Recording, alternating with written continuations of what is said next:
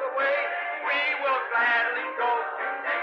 Gathering sheep, oh beautiful sheep, from the early dawn tonight, we will labor with our might. Gathering sheep, oh beautiful sheep, gathering sheep, beautiful sheep. Nous allons prendre nos Bibles et nous allons lire dans Jean chapitre 15.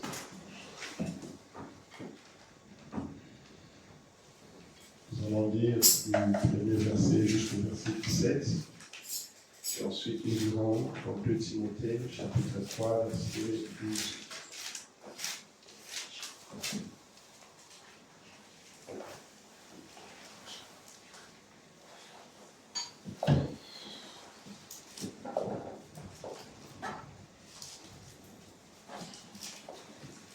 Je suis le vrai cep, donc tu peux te le dire. Et mon père est le vigneron. Tout sarment qui est en moi et qui ne porte pas de fruits, il le retranche. Et tout sarment qui porte du fruit, il le mande afin qu'il porte encore plus de fruits. Déjà, vous êtes purs à cause de la parole que je vous ai annoncée. Demeurez en moi et je demeurerai en vous. Comme le sarment ne peut de lui-même porter du fruit, s'il ne demeure attaché au cep, ainsi vous ne le pouvez pas non plus si vous ne demeurez en moi. Je suis le cep, vous êtes les sarments. Celui qui demeure en moi et en qui je demeure porte beaucoup de fruits, car sans moi, vous ne pouvez rien faire. Si quelqu'un ne demeure pas en moi, il est jeté dehors comme les sarments et il sèche, puis on la ramasse, on le jette au feu et il brûle. Si vous demeurez en moi et que mes paroles demeurent en vous, demandez ce que vous voudrez et cela vous sera accordé. Si vous portez beaucoup de fruits, c'est ainsi que mon Père sera glorifié et que vous serez mes disciples. Comme le Père m'a aimé, je vous ai aussi aimé. Demeurez dans mon amour. Si vous gardez mes commandements, vous demeurerez dans mon amour, de même que j'ai gardé les commandements de mon Père et que je demeure dans son amour. Je vous ai dit ces choses afin que ma joie soit en vous et que votre joie soit parfaite. C'est ici mon commandement. Aimez-vous les uns les autres comme je vous ai aimé. Il n'y a pas de plus grand amour que de donner sa vie pour ses amis. Vous êtes mes amis si vous faites ce que je vous commande. Je ne vous appelle plus serviteur parce que le serviteur ne sait pas ce que fait son maître. Mais je vous ai appelé amis parce que je vous ai fait connaître tout ce que j'ai appris de mon Père. Ce n'est pas vous qui m'avez choisi, mais moi je vous ai choisi et je vous ai établi afin que vous alliez et que vous portiez du fruit et que votre fruit demeure afin que ce que vous demanderez au Père à mon nom, il vous le donne. Ce que je vous commande, c'est de vous aimer les uns les autres. Nous allons lire aussi dans 2 Timothée chapitre 3.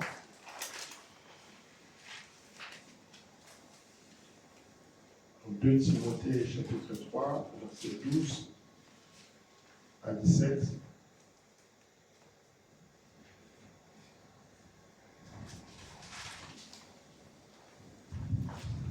Or, tous ceux qui veulent vivre pieusement en Jésus-Christ seront persécutés. Mais les hommes méchants et imposteurs avanceront toujours plus dans le mal, égarant les autres et égarés eux-mêmes. Toi, demeure dans les choses que tu as apprises et reconnues, certaines, sachant de qui tu les as apprises. Dès ton enfance, tu connais les saintes lettres qui peuvent te rendre sage à salut par la foi en Jésus-Christ. Toute écriture est inspirée de Dieu et utile pour enseigner, pour convaincre, pour corriger, pour instruire dans la justice, afin que l'homme de Dieu soit accompli en propre et propre à toute bonne œuvre. Jéhovah est son nom. Jéhovah, Jéhovah est son nom. Oh, Jéhovah, Jéhovah est son nom.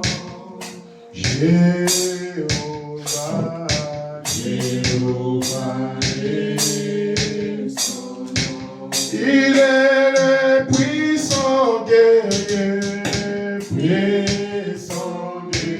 puissant guerrier, fort dans le combat. Jéhovah est son nom. Il est le puissant guerrier, oh, fort dans le combat. Jéhovah est son nom. Éternel Dieu, Père Céleste, merci pour la lecture de ta parole.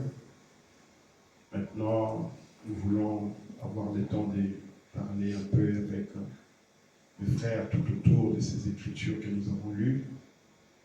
Nous sollicitons ta présence, Seigneur, parce que nous croyons que la parole d'un homme est faillible, mais ta parole est infaillible, Seigneur.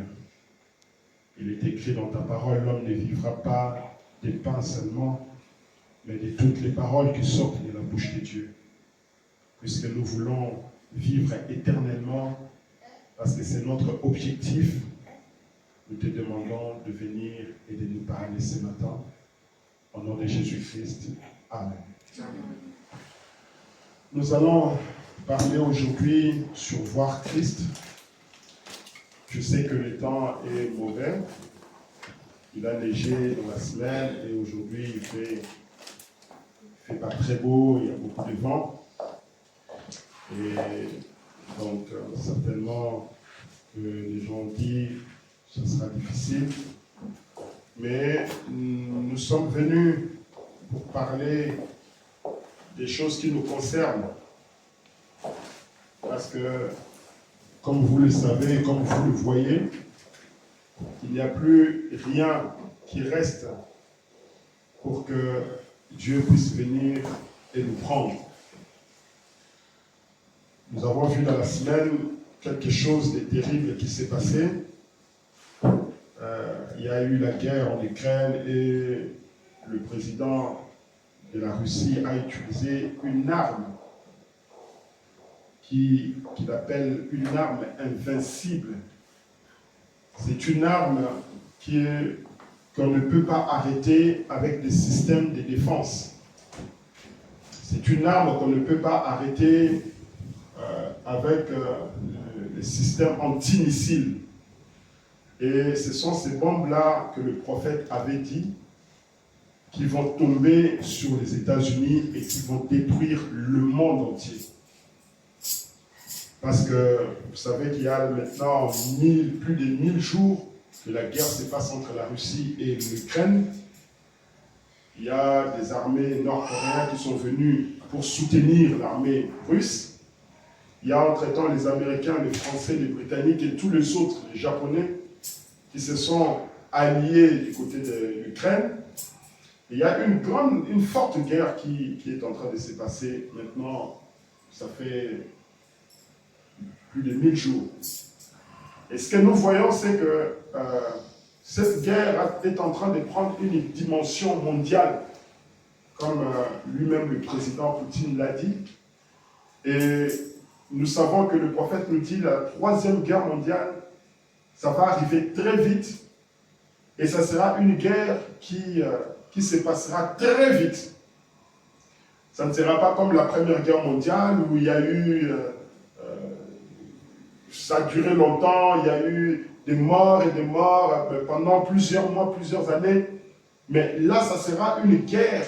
La troisième guerre mondiale, ça sera une guerre aussi vite qui va faire que dans 15 minutes, tout le monde entier sera explosé. Et ça, c'est le prophète qui le dit.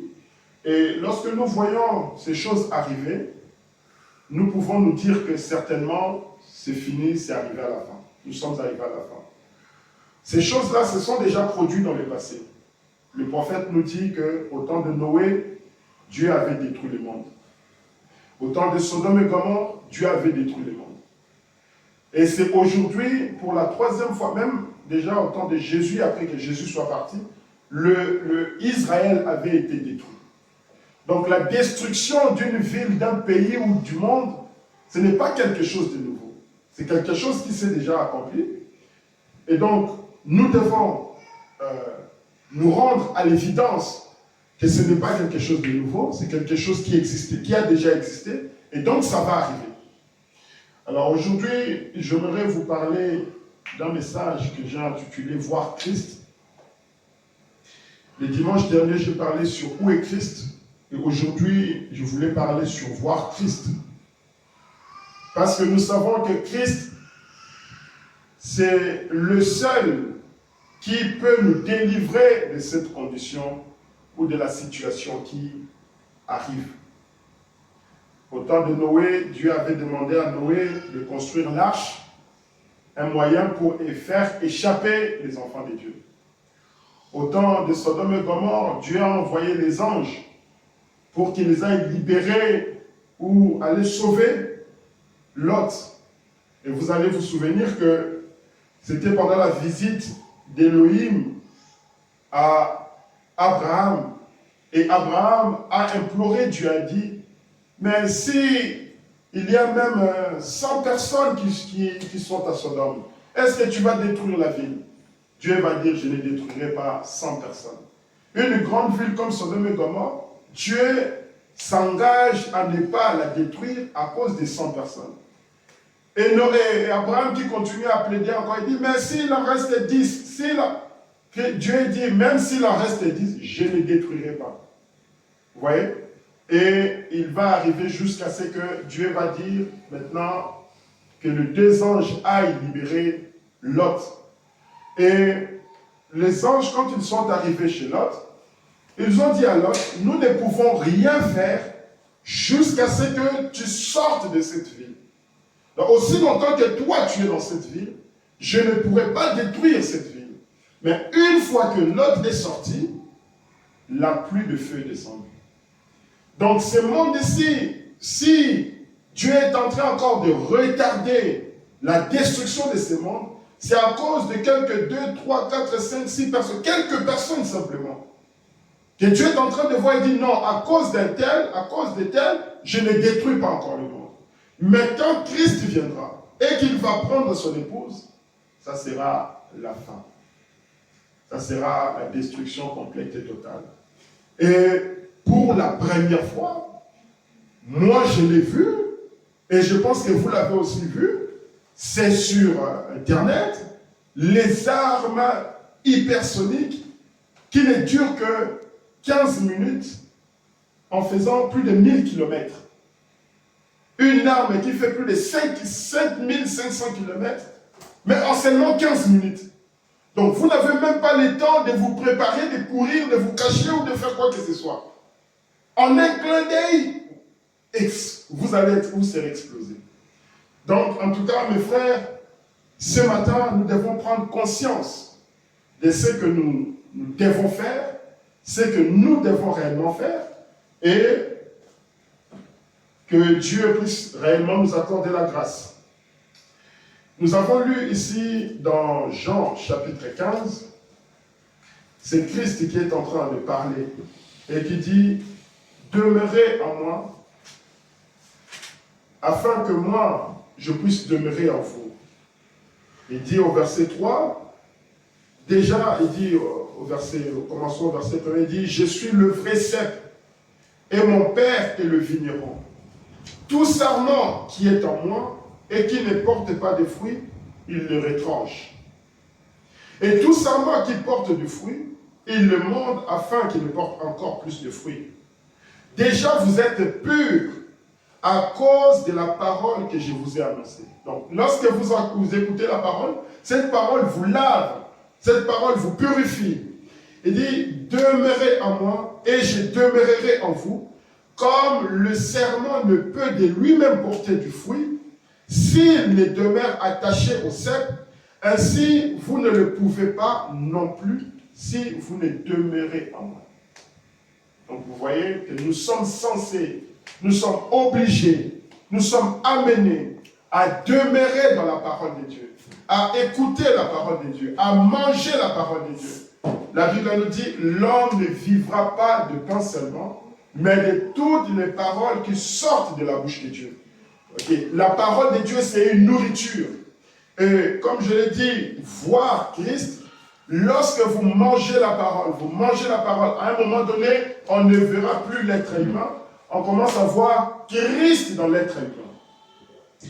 Il dit, je suis le Saint, vous êtes le serment, c'est lui qui demeure en moi et en qui je demeure porte beaucoup de fruits.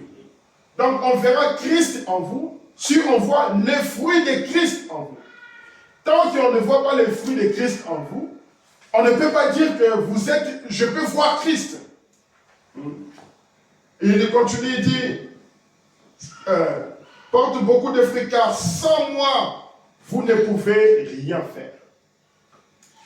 Sans la parole de Dieu, vous ne pouvez rien faire. Je vous ai parlé le dimanche dernier pour vous dire où est Christ. Où est le Christ? Où est-ce qu'il est? Et je vous ai montré que le Christ, il est dans sa parole. Dieu et sa parole, c'est la même et une seule personne. Vous ne pouvez pas séparer Dieu avec sa parole. Si quelqu'un ne demeure pas en moi, il est jeté dehors, comme les serments, et il sèche, on la ramasse, on le jette au feu et il brûle. Si vous ne voulez pas vous retrouver dans les jours qui viennent, brûler, comme c'est prophétisé dans Malachie chapitre 4, les méchants seront brûlés, alors c'est le moment de faire attention. C'est le moment de prendre la parole, d'aimer la parole, de s'attacher à la parole, de manger la parole, de vivre la parole. La Bible dit, si vous demeurez en moi et que mes paroles demeurent en vous, alors demandez ce que vous voudrez et cela vous sera accordé. Si vous portez beaucoup de fruits, c'est ainsi que mon Père sera glorifié et que vous serez mes disciples. Comme le Père m'a aimé, je vous ai aussi aimé. Demeurez dans mon amour. Si vous gardez mes commandements, vous demeurerez dans mon amour. De même que j'ai gardé le commandement de mon Père et que je demeure dans son amour. Dernière, regardez au verset 12.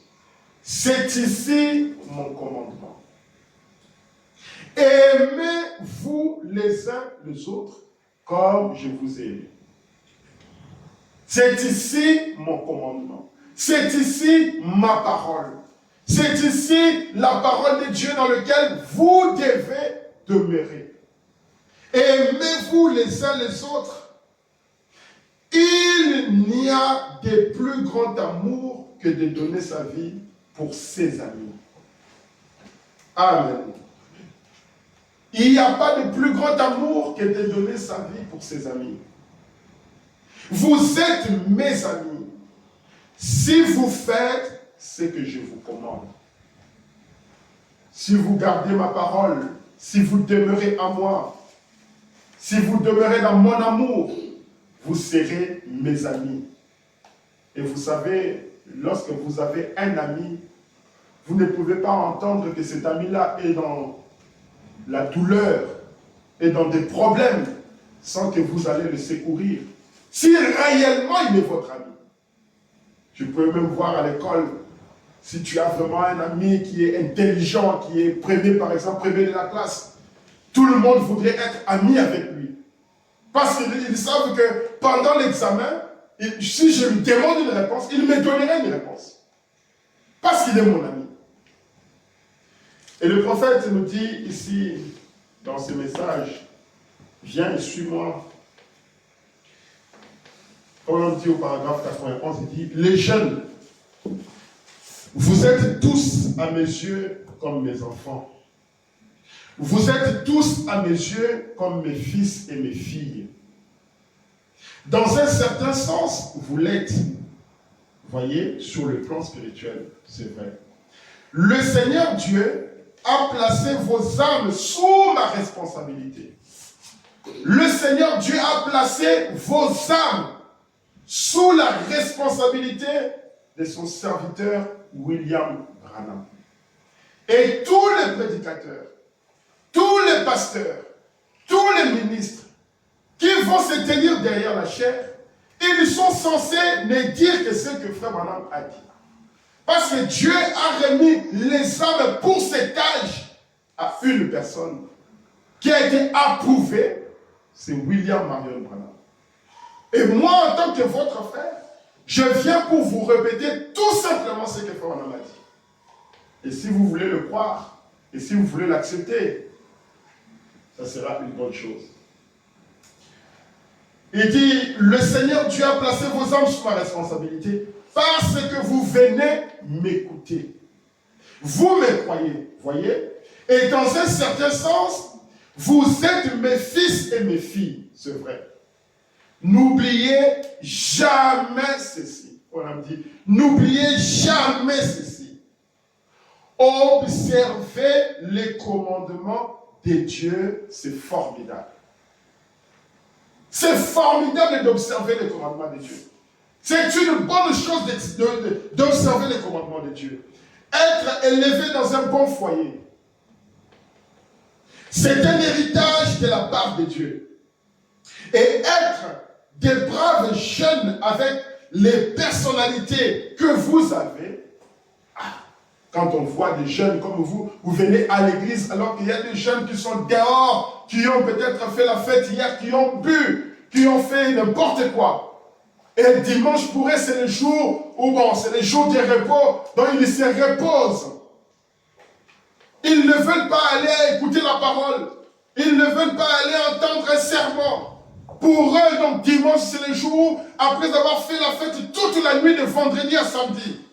C'est le jour où ils vont ronfler toute la journée du dimanche. Mais vous avez cette personnalité, vous avez ce caractère de venir le dimanche à l'église pour écouter la parole de Dieu. Il dit que vous avez cette personne, avec les personnalités que vous avez, c'est bien. Être instruit, c'est merveilleux. Le fait même de vivre dans ce pays de la liberté, le fait même de vivre aux États-Unis, ce pays de la liberté, c'est merveilleux. C'est pour ça, moi, il faut que j'aille aux États-Unis. Hein? Nous avons bien des raisons d'être reconnaissants. Il dit, mais il y a une chose qui ne s'obtient pas par héritage. Vous pouvez être né dans une bonne famille. Comme les enfants qui sont là, dès leur bas âge, ils viennent à l'église. Vous pouvez être bien instruit, bien enseigné. Mais écoutez ce que le prophète dit.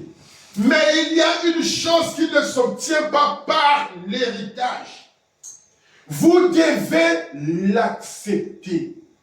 Toi-même, de ton propre gré, de ta propre conscience, tu l'acceptes. Et il dit, cette chose, c'est la vie éternelle. Amen. Cette chose, c'est la vie éternelle. C'est quelque chose que tu ne peux pas hériter de papa et maman. C'est quelque chose que tu ne peux pas hériter du pasteur.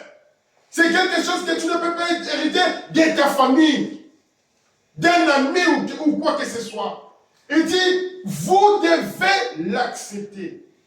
Cette chose, c'est la vie éternelle. Et vous ne pouvez l'accepter qu'en suivant Jésus. Amen. Vous ne pouvez recevoir la vie éternelle qu'en suivant Jésus. Et ça, c'est vous-même qui devez l'accepter. J'accepte de suivre Christ. J'accepte de suivre la parole. J'accepte de suivre le message. C'est un choix volontaire. Ce n'est pas quelqu'un qui doit te pousser. Ce n'est pas un mari qui doit te pousser. Ce n'est pas la femme qui doit te pousser. Ce n'est pas un prédicateur qui doit te pousser. Ce n'est pas un ami qui doit te pousser. C'est toi-même.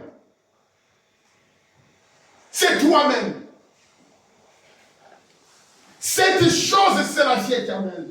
Et vous ne pouvez l'accepter qu'en suivant Jésus. Par l'expérience de la nouvelle naissance. On a dit, ne négligez pas cela. Amen. Ne négligez pas cela.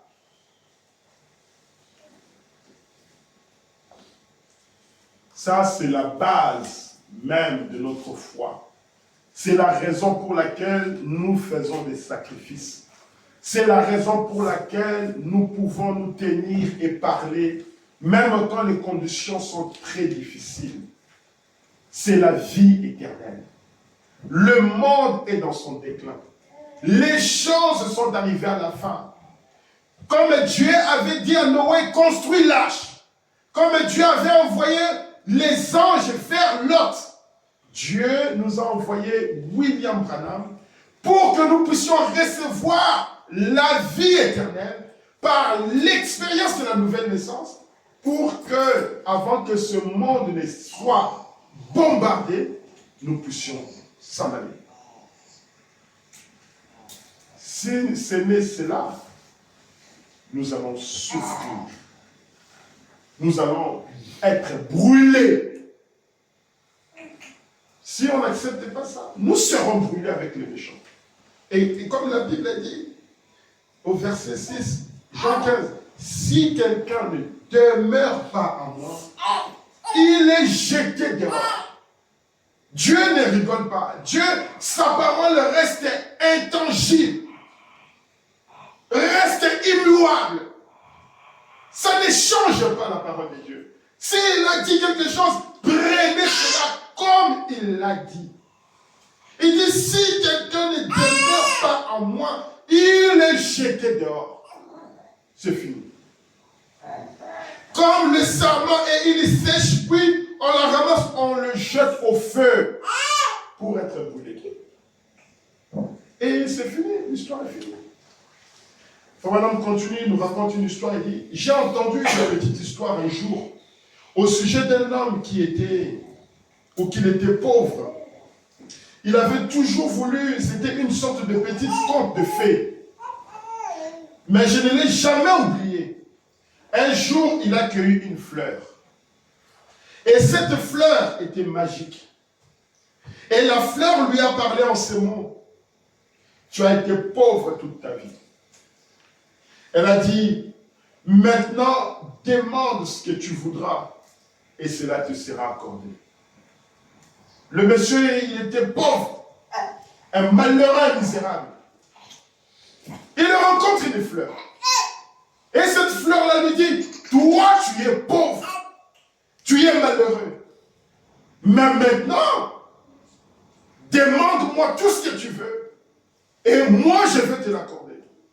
Mais à une seule condition, c'est que partout où tu seras, tu dois m'amener avec toi. Partout où tu seras, je dois être là. Maintenant, le but de la fleur, l'objectif de la fleur, pourquoi cette fleur voulait être avec le monsieur là? Ce n'était pas pour être un fardeau pour le monsieur, mais c'était pour donner ou bénir le monsieur à chaque fois. C'était pour le bien de ce monsieur là. Il dit, tu as été pauvre toute ta vie. Elle dit, maintenant demande ce que tu voudras et cela te sera accordé. Il a dit que cette montagne là-bas s'ouvre afin que je puisse y entrer et que je trouve l'or, que je renferme cette montagne, que renferme cette montagne. Voyez, le monsieur il était pauvre, il voulait être béni. Mais il ne maîtrisait pas le principe de la bénédiction. Moi, je veux simplement que tu m'ouvres cette montagne. Que je puisse voir toutes les pierres précieuses qui sont là-dedans. que je puisse en tirer bénéfice, que je puisse devenir riche. La fleur est capable de te l'ouvrir. Mais tu dois savoir une chose. N'abandonne pas la fleur. Ne laisse pas la fleur. La fleur qui t'a ouvert la montagne. La fleur qui t'a ouvert le chemin. La fleur qui t'a béni. La fleur qui t'a gardé. N'oublie pas, n'abandonne pas cette fleur-là. Eh bien, a-t-elle dit, tu devras m'amener avec toi partout où tu iras. Tu vois? Tu devras m'amener avec toi. Et ainsi, partout où je serai, tu pourras me demander ce que tu voudras. Partout où tu seras, tu veux quelque chose, demande-moi et je vais te la donner. Tu veux une bénédiction, demande-moi, je vais te la donner. Tu veux la guérison, demande-moi, je vais te la donner. Peu importe ce que tu veux, la bonne santé, la vie éternelle, demande-moi, je veux te la donner. Mais amène-moi partout. Demeurez dans ma parole. Demeurez dans mon amour. Et si ma parole demeure en vous, demandez ce que vous voudrez. Amen. Est-ce que vous êtes là? Si vous demeurez en moi et que mes paroles demeurent en vous, demandez ce que vous voudrez. Et cela vous sera accordé. Vous voulez n'importe quel type de bénédiction, gardez la parole dans votre cœur. Demeurez avec Christ dans votre cœur. Et il dit, si vous portez beaucoup de fruits, c'est ainsi que mon Père sera glorifié. Et que vous serez mes disciples. Comme le Père m'a aimé, je vous ai aussi aimé. Mon amour pour vous, c'est pour vous bénir. Mon amour pour vous, c'est pour vous garder. Mon amour pour vous, c'est pour faire de vous des Christ. Il dit, au paragraphe 87, il a marché jusqu'à la montagne. La montagne s'est ouverte et il y est entré. Les rebords étaient couverts d'or et de diamants, comme le raconte le petit conte de fées. Il a posé la fleur sur une table ou un rocher. Il a couru saisir une énorme pierre précieuse et il a dit, il faut que j'aille montrer ça à mes amis. Maintenant, je suis un homme riche. Lorsque Dieu nous bénit, parfois nous sommes en train de gémir, nous sommes en train de souffrir. Je veux de l'argent, je veux du travail, je veux le mariage, je veux la bonne santé, je veux le travail. Dieu va vous le donner. Et quand Dieu vous donne, vous vous retrouvez dans de bonnes conditions. La première des choses que l'homme fait, il oublie d'où viennent ces bénédictions-là. Beaucoup on a vu qui venaient à l'église, qui chantaient même devant. Ils chantent beaucoup de sœurs. Dès que le frère vient, il prend, ah mon pasteur, moi je veux cette sœur-là. Le pasteur dit, bon, tu peux aller. La sœur, elle commence la fréquentation. Le mariage, la sœur disparaît, elle est partie. Elle quitte même l'église. Elle va même commencer à parler de n'importe quoi à propos de cette église. Oh, il dit, il a couru saisir une énorme pierre précieuse et il a dit, il faut que j'aille montrer à mes amis. Maintenant, je suis un homme riche. Maintenant, je possède tout. Il faut que j'aille montrer ça. Alors, la fleur a parlé. Mais, a-t-elle dit, tu as oublié l'essentiel. Amen. Tu as oublié la chose essentielle. La chose même qui t'a ouvert la montagne. La chose même qui t'a donné accès à toutes ces bénédictions. Tu as oublié la chose essentielle. Tu as laissé la chose qu'il te faut. Il retourne donc en vitesse. Il prend et il dit, eh bien, je vais prendre, disons, un morceau d'or. Je vais prendre un morceau d'argent. Alors il a ajouté, je vais me dépêcher de sortir pour aller dire aux gens combien je suis riche. Regardez un peu tout ce qui l'obsédait, tout ce qui l'intéressait. C'est que les gens voyaient que je suis devenu un grand homme. Je suis devenu un grand prédicateur. Je suis devenu un grand chanteur. J'ai un grand don. Dieu m'a élevé. Non, ce n'est pas comme ça.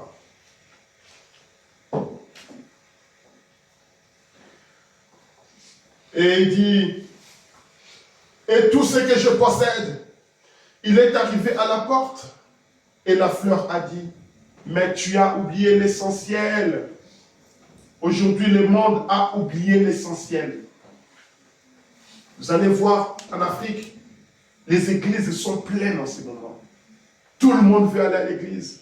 Et si vous allez dans les églises en Afrique, vous allez écouter le pasteur qui dit, lelo tokosambela pona libala, lelo tokosambela pona voyage à poto. Et là, vous allez voir l'église, elle est pleine. Pourquoi? Les gens veulent ça. Ils veulent venir en Europe. Ils veulent aller aux États-Unis. Quand un enfant, même un mineur, s'il a la possibilité de trouver un visa, le jour où il va trouver le visa, même sa propre mère, elle dit, vas-y.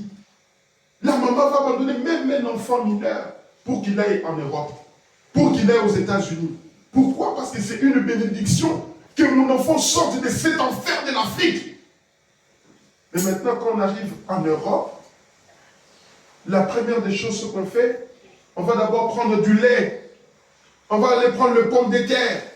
On va aller prendre toutes ces choses-là. On mange. Ah! Maintenant, je ne vais plus aller à l'église. Ah non, non, non, non. Je dois faire ma nourriture. Voilà ce qui nous intéresse. Voilà ce qui fait qu'aujourd'hui, les gens ne veulent plus aller à l'église. À cause du travail. À cause de manger. On donne plus d'importance à ces choses-là qu'à la parole de Dieu. Et la fleur qui dit, mais tu as oublié l'essentiel. Alors il retourne de nouveau en vitesse, il a dit, on trouve ici toutes sortes de matériaux. Il a donc ramassé une pierre. Il a dit, je prendrai cette pierre avec moi et j'irai montrer aux gens de quel genre de pierre est faite cette montagne. Ainsi, je pourrai retrouver mon chemin vers ces lieux. Voyez? Et comme il allait franchir la porte de la fleur, a dit, pour la dernière fois. La fleur ne continuera pas à vous dire tout le temps, venez à l'église, écoutez la parole, faites ceci, écoutez ceci. Non, non, non, non. La fleur ne vous dira que pendant un temps. Et si vous n'écoutez pas, la fleur va dire, c'est bon. Et la fleur qui a dit pour la dernière fois, tu as oublié l'essentiel. Et l'essentiel, c'est la vie éternelle, comme le prophète l'a dit. Ne l'oubliez jamais. La vie éternelle qui vient par la nouvelle naissance. C'est quelque chose que vous ne pouvez hériter d'un père, d'une mère, d'un pasteur. Ce n'est pas quelque chose que vous pouvez hériter de quelqu'un. Mais vous pouvez l'avoir qu'en acceptant de marcher avec Jésus-Christ. Qu'en acceptant de vivre pour la parole. Qu'en acceptant de recevoir la parole de Dieu. C'est seulement et simplement comme cela que vous pouvez l'avoir. Et il dit pour la dernière fois, oh, tu as oublié l'essentiel. La fleur a crié pour la dernière fois. Oh, il a dit, oh, tais-toi. Le monsieur était devenu tellement riche. Il était tellement obsédé. Il pensait à ses amis. Mais moi, je suis devenu riche. Dans la pauvreté où j'étais. Dans la misère où j'étais. Ma vie est changée aujourd'hui. Mais il faut que j'aille montrer. Il faut que j'aille témoigner que je suis devenu un homme riche. Mais tu devrais témoigner de l'origine de cette bénédiction-là. La fleur a dit, amène-moi partout. Même si tu veux aller montrer à tes amis, sois avec moi. Même si tu vas aller montrer, cela ne t'empêche pas d'aller montrer à tes amis. Mais garde-moi. Garde-moi. Quand tu iras chez des amis, et que tu leur montreras. Ils seront jaloux de toi. Mais moi, ta fleur, je te dirai, attention, cet homme-là, il est jaloux de toi. Il voudra te tuer. Alors fuis à la montagne. La fleur magique. La fleur, c'est Christ qui te garde, qui te bénit, qui te protège, qui te comble de bénédictions. Mais tu dois le garder dans ton cœur. Parce que vous êtes le serment. Et moi, je suis le sceptre. Restez attachés à moi. Restez attachés à moi. Regardez un peu combien nous sommes ici. Si nous entendons quelque chose de terrible arriver ici, par exemple une bombe ou une grosse tempête, quelque chose, ou quelque chose de dangereux, nous allons nous mettre dans des situations de palpitation, de peur. Mais vous allez remarquer que les enfants qui sont ici, ils vont crier quoi? En cas de danger. Ils vont crier quoi? Maman. Ils vont crier maman! Ils vont crier papa! N'est-ce pas? Mais nous les grands, nous crierons comment? Oh Dieu! Oh Seigneur, aide-nous! Oh Père! Les enfants vont crier à maman et à papa parce que c'est tout ce qu'ils savent.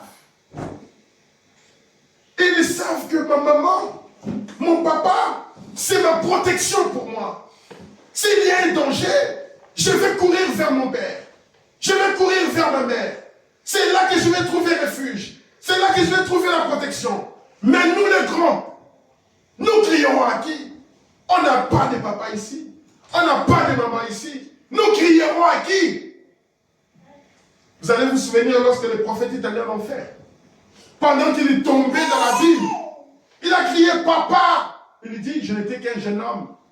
Et papa n'était pas là. Maman n'était pas là. Parmi nous ici, nous n'avons plus de père, nous n'avons plus de mère. Mais qu'est-ce qui fait que nous sommes restés dans la parole et nous sommes conduits par la parole? C'est parce que nos parents nous ont montré depuis notre enfance que la parole est la chose qui nous protège. Amen. La parole est la chose qui nous garde. Maintenant, puisque cette parole est rentrée dans mon âme, puisque cette parole est rentrée dans mon cœur, je fais confiance à la parole. Je n'ai plus maman, je n'ai plus mon papa, mais je sais que j'ai quelqu'un à qui je peux compter, même dans les temps les plus difficiles, il viendra à mon secours. Il me gardera. Amen. Il me protégera. Je peux prendre mon avion tranquillement. Je sais que l'Éternel est avec moi. Je peux arriver dans un pays. Ah, ici je n'ai pas de papa. Je n'ai pas de maman. Mais la parole m'a dit que je te donnerai de père, de mère, de frères et de sœurs. N'est-ce pas là une bénédiction? Tu arrives dans un pays, tu vas croiser un monsieur qui va dire, ah, toi tu es un chrétien du message, viens chez moi, je vais t'héberger. Je ne te connais pas. Oui, je ne te connais pas non plus. Mais à cause de cette parole, viens avec moi. La petite fleur, celle qui nous bénit, celle qui nous garde, celle qui nous protège, celle qui nous donne toutes sortes de joie. Il dit, si vous gardez mes commandements, vous demeurerez dans mon amour. De même que j'ai gardé le commandement de mon Père et que je demeure dans son amour. Je vous ai dit ces choses afin que ma joie soit en vous. La joie que j'ai de garder Christ, de garder le Père, de garder la parole, cette joie-là, si vous gardez la parole, elle viendra à vous. Et il dit, et que votre joie soit parfaite. Quand vous garderez la parole, vous aurez toujours une joie parfaite. Même si je marche dans l'ombre de la mort, Je ne crains aucun mal. Parce que tu es toujours avec moi. Papa, il ne sera pas là. Maman ne sera toujours pas là. Nous étions comme des enfants ici. Nous étions aussi comme des enfants à côté de nos papas, à côté de nos mamans. Mais aujourd'hui, ils ne sont plus là. Qu'est-ce qui fait que nous sommes là? Qu'est-ce qui fait que nous sommes encore en train d'avancer dans la vie, d'être bénis dans la vie? C'est à cause de la parole de Dieu. Je suis allé faire des courses hier dans un magasin. Et dans ce magasin-là, j'avais l'habitude d'aller faire des courses là-bas. Alors il y avait un moment donné, j'étais passé, j'avais trouvé un jeune homme qui était là, qui était très impoli, qui m'avait parlé de manière assez insolente. Et je dis au responsable de ce magasin-là, le propriétaire, c'est un prédicateur aussi du pentecôtiste. Je dis, en tout cas, je crois que si tu gardes ces petits, je ne viendrai plus. Parce que quand je viens ici, je viens de très loin et je viens faire beaucoup de courses. Donc, je ne peux pas venir voir un enfant, un jeune qui me montre du respect et qui me parle seulement comme ça. Et hier, quand je suis rentré, il va me dire, ah, non, une fois je suis reparti, et ce n'était plus ce jeune homme-là, c'était un autre jeune homme, et qui était vraiment gentil, il était d'origine ivoirienne, et qui m'a vraiment fait rigoler, il m'a parlé gentiment, je me suis bien senti. Et donc, ça fait que, hier, je suis encore reparti, et quand je suis reparti, ce n'était plus ce jeune homme-là, maintenant j'ai trouvé le boss lui-même, avec une jeune fille, qui était aussi très gentille. Alors on a commencé à parler, j'ai dit, ah, mais tu sais, il m'a dit, mais ça fait longtemps que tu ne passes plus. J'ai dit, mais oui, mais tu sais, c'est à cause de ces petits-là. Mais la dernière fois que je suis passé, tu n'étais pas là. Et j'ai trouvé un jeune homme qui était vraiment gentil et qui m'avait bien servi. Il m'a dit, oh, non, mais le petit là que tu avais vu l'autre fois là, c'était à cause de la drogue. Il me dit, c'est à cause de la drogue. Aujourd'hui, le petit là, il est enfermé dans comment on appelle l'asile. Il est traité là-bas. C'était à cause de la drogue. Je dis, regarde, un très beau jeune homme. Un jeune homme qui avait de l'avenir, qui pouvait même être là en train de faire ses études et faire trouver une femme, se marier, avoir ses enfants, avoir sa famille. Mais à cause de la drogue, à cause de la cigarette, à cause de la bière, vous allez perdre votre vie comme ça. Maintenant, il n'a pas de papa. Il n'a pas de maman, il n'a même pas de frères et de sœurs. Il se retrouve dans l'asile des fous. Parce qu'il n'a pas voulu écouter. La fleur qui pleure. La fleur qui dit, oh cher ami, tu as oublié l'essentiel. Tu as oublié la chose qui t'a amené ici. Qui t'a rendu riche. Qui t'a donné du travail. Qui t'a donné la femme, qui t'a donné le mari, qui a fait de toi un homme responsable, qui t'a béni de toutes sortes de bénédictions, qui t'a donné une maison, la fleur en train de crier. Et elle a crié pour la dernière fois.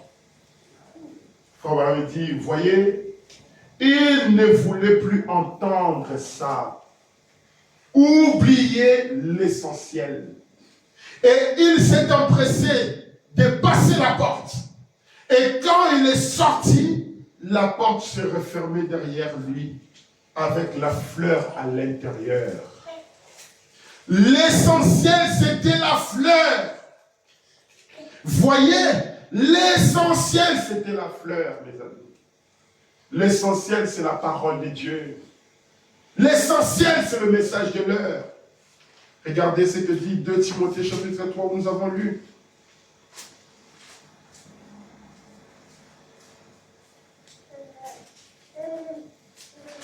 La Bible dit, au verset 12, « Or, tous ceux qui veulent vivre pieusement en Jésus-Christ seront persécutés. » Vous voyez pourquoi les gens ne veulent pas recevoir le baptême du Saint-Esprit. Parce que quand Christ est en vous, quand Christ est à l'intérieur de vous, c'est une vie de souffrance. Christ n'a pas vécu comme nous les chrétiens d'aujourd'hui on vit. Il suffit qu'on puisse avoir un don de chanter, surtout la musique. Mais nous sommes devenus comme les musiciens du monde. pas moi, un musicien de ces mondes, des grands stars de ces mondes. Ah, oui, c'est lui là, oh là là, lui c'est un musicien, c'est un grand chant. Tout le monde veut le suivre. Et cette même attitude-là, nous les musiciens du message, nous les chrétiens du message, nous voulons aussi qu'il en soit comme cela. Quand on passe dans une église, ah, lui c'est un tel, lui c'est un tel, on veut qu'on puisse nous chanter. Alors que ça ne devrait pas être comme ça. Nous devions être des gens humbles et simples, petits et cachés. Mais nous voulons tout le temps nous exposer. Or, tous ceux qui veulent vivre pieusement en Jésus-Christ seront persécutés. Mais les hommes méchants et imposteurs avanceront toujours plus dans les mal, égarant les autres et égarés eux-mêmes. Vous voyez? Vous ne pouvez pas voir Christ dans une personne imposteur, dans une personne orgueilleuse. Vous ne pouvez pas voir Christ là-bas. Quand Christ est dans les cœurs, il porte beaucoup de fruits. Et le fruit, l'amour. Supporter l'autre, aimer l'autre, parler en bien de l'autre, vivre bien avec les autres. Pas tout le temps quelqu'un dispute, querelle. Non. On voit que là, le fruit n'est pas là. Et une personne qui ne porte pas les fruits, même si tu demandes, parce que Christ a dit, si vous portez beaucoup de fruits, alors demandez. Mais si toi tu ne portes pas de fruits, tu ne peux demander et tu n'auras rien. Tu auras peut-être des miettes. Comme le prophète nous dit, le soleil apparaît sur les justes et sur les injustes. Les injustes en profitent du soleil, en profitent de la pluie, parce qu'il y a le juste. Un jour, il y avait un monsieur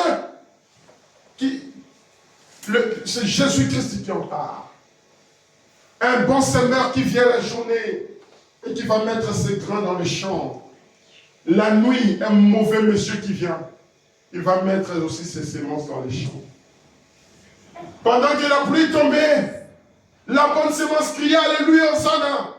Oh Dieu, merci pour la pluie. La mauvaise semence aussi criait oh, merci pour la pluie. Oh, Hosanna, merci pour la pluie. Mais le propriétaire dit mais moi je n'ai pas planté cette semence, c'est là qui pousse là, qui crie des Alléluia. Moi je n'ai pas planté ça. Mais ça sort d'où? Alors il faut enlever. Non, n'enlève pas. Laisse que les deux poussent. Les deux semences poussent. Laisse que toutes les semences poussent. On les reconnaîtra par ses œuvres. On le reconnaîtra à la fin. Les bons fruits qui porteront des fruits, ça sera à moi. Mais ceux qui ne porteront pas de fruits, vous allez bien la cacher. Vous allez les jeter dehors. Ça va sécher et on va les brûler. Le prophète nous dit dans le message sur ta parole, Seigneur, du 5 mars 48. Quand on dit, écoutez, d'ici quelques années, je dirais, dans l'espace de 5 ans, il se peut que cela dure un peu plus longtemps, ou moins longtemps, votre argent ne vaudra pas son papier de fabrication. Il ne vaudra rien. Là, en Russie, aujourd'hui, ils ont leur maison tapissée avec les billets de $1000.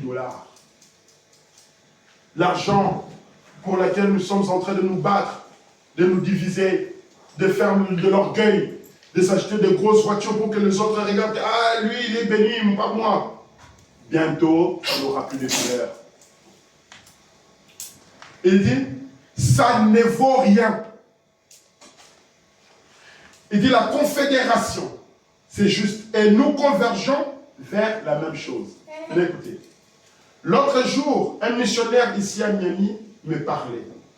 Il a marché dans les rues de Londres, en Angleterre, là où nous passons quand nous allons à la salle de Londres. Il a dit, j'avais 600 livres dans ma poche, qui étaient des dollars. Et il a dit, ma fillette voulait un petit biscuit. Et ces 600 $ ne pouvaient acheter ce petit biscuit. Je devais d'abord avoir un timbre. J'avais 600 $ dans ma poche. Je voulais acheter du biscuit pour ma petite fille. Mais on me dit, tu ne peux pas avoir le biscuit. Tu dois d'abord avoir le timbre. C'est rationné. Écoutez maintenant, on dit, c'est la marque de la bête. Aucun homme ne peut acheter ni vendre si ce n'est celui qui avait la marque. Le timbre. Le monsieur avait l'argent, mais ne pouvant pas s'acheter le biscuit pour son enfant. Il devait d'abord avoir un timbre. Et le timbre, le prophète dit, c'est le signe de la marque de la bête. Je vous pose la question aujourd'hui. Vous savez bien qu'on a commencé à supprimer les billets en circulation. Aujourd'hui, on valorise la carte bancaire. En France, si vous voulez aller retirer 2000 €, vous devez vous justifier. 2000 €. Je suis allé une fois pour retirer 2000 € et on me demande qu'est-ce que vous voulez faire avec 2000 €. Je dis, mais madame, vous êtes normal ce que vous me posez comme question. 2000 € c'est quoi? Il me dit, monsieur, mais vous savez, 2000 € c'est beaucoup d'argent. C'est le salaire de quelqu'un. Je dis, oui, c'est des salaires, mais 2000 € ça représente quoi? Qu'est-ce que je peux faire avec? Oh non, c'est contre le terrorisme, c'est contre le blanchissement d'argent. Vous voyez, ils poussent des raisons comme ça pour amener à contrôler tous les systèmes. Et dernièrement, ils ont fait un grand, je ne sais pas comment on appelle ça, un rassemblement au Brésil pour parler sur la faim. Je ne sais pas si tu as entendu parler de ça. Au Brésil, il n'y a pas très longtemps.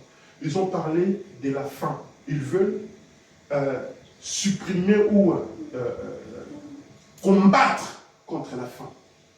Qu'il n'y ait plus de pays pauvres. Que tous les pays puissent avoir suffisamment à manger. Et vous croyez que c'est passé il y a une semaine là. Vous pensez que c'est gratuit? Est-ce que c'est gratuit ces choses-là? Ce n'est pas gratuit.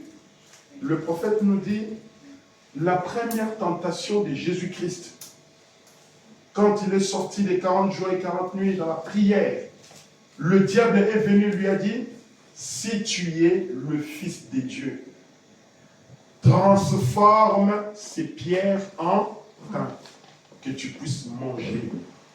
Le prophète nous dit, voyez, il savait que Christ avait faim, il était fatigué, et donc il fallait manger. Et c'est là que beaucoup de chrétiens vont tomber, dans le manger. Dans le manger. Regardez Ésaü. Ésaü, il aimait trop la fête, il aimait trop la chasse, il aimait trop le manger. Et son père qui va lui dire, maintenant Ésaü, va me chercher une viande, que je puisse en manger pour que je puisse te bénir. Mais avant cela, Ésaü, qui aimait trop la chasse, qui aimait trop aller à gauche à droite, il revient une fois, il va trouver son frère qui avait fait les Antilles et tout ça. Il dit, donne-moi tes Antilles là, je vais manger. Son frère qui dit, moi je veux ton droit d'aînesse. Si tu me donnes ton droit d'aînesse, alors moi je te donnerai les Antilles. Et à cause de manger, Ésaü a donné son droit d'aînesse. Le prophète nous dit, c'est ça qui va arriver aux chrétiens aujourd'hui. On va vous retirer tout votre argent, on va vous retirer toutes vos possibilités de pouvoir manger si vous n'acceptez pas de rentrer dans cette configuration-là. Maintenant, dites-vous, qu'allons-nous faire si nous ne pouvons pas manger? Quand je vais voir ma petite fille là, en train de mourir de faim, comme elles aiment le pain tout le matin, papa, on n'a pas le pain. Je vais faire quoi? Qu'est-ce que je vais faire? Qu'est-ce que vous allez faire? Vous allez vendre votre droit d'aînesse. Vous allez vendre votre vie. pour avoir la carte bancaire, aller acheter à votre enfant le pain. Mais c'est du sérieux. La parole de Dieu, ce n'est pas un mythe. C'est la réalité. Mais souvenez-vous, le prophète dit que quand cette chose-là viendra, il y avait une femme à l'époque d'Élie. La parole nous dit qu'il était du même calibre qu'Élie. Et pendant qu'en Israël, il y avait la sécheresse, Élie avait fermé le ciel pendant 3 ans et demi. Il n'y avait pas la pluie. Il n'y avait rien du tout. Dieu va envoyer son serviteur dans la maison d'une femme qui lui restait juste un petit peu d'huile et un petit peu de farine pour survivre avec son enfant. Pendant que les autres mouraient de faim, cette femme-là a reçu le prophète Élie. Et par le prophète Élie, cette femme-là a survécu.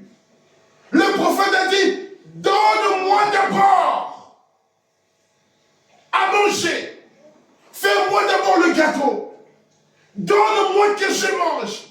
Et après, tu en feras pour toi et pour ton enfant.